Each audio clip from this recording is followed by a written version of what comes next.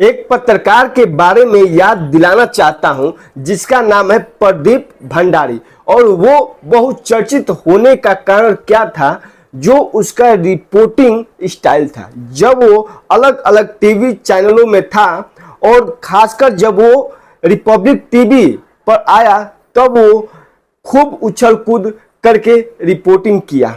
कभी बस पर चढ़कर किया और सुशांत मर्डर केस को इस तरह से उछाल कर रिपोर्टिंग किया कि वो अपने स्टाइल अप रिपोर्टिंग के चलते वो चर्चा में आया और बीजेपी की जमकर चटुकारिता की। और आज उसको यह इनाम मिला कि अब वो बीजेपी के घोषित प्रवक्ताओं की लिस्ट में शामिल हो गया। देश के सारे गोदी चैनलों के एंकर देखते रह गए, सोचते रह गए, परंतु करते रह गए। पहले आप करते रह गए और भंडारी मैदान मार गए। अभी कुछ दिन पहले तक जी न्यूज पर प्राइम टाइम एंकर हुआ करते थे प्रदीप भंडारी की। जब दीपक चौरसिया की जी न्यूज से विदाई हुई थी तो प्रदीप भंडारी को बड़े प्यार से लगाया गया था। उनका प्राइम टाइम के धड़ाधड़ सारे इंपॉर्टेंट शो दे दिए गए थे।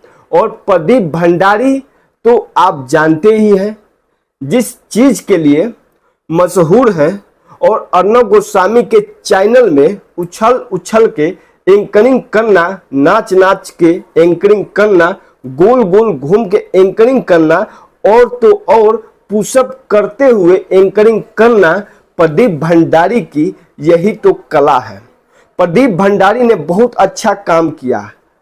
अब यह क्या लुका छुपी का खेल खेलना है? बीजेपी के पास प्रवक्ताओं की कमी हो गई क्या? उसके दो रीजन हैं। बीजेपी ने हाल ही के दिनों में कुछ गलतियां की है।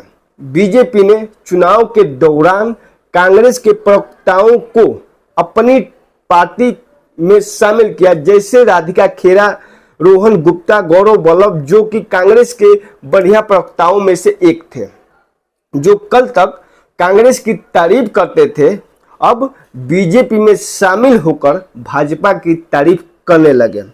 वही हिंदू मुसलमान वाले प्रवक्ता चेंज हो गए।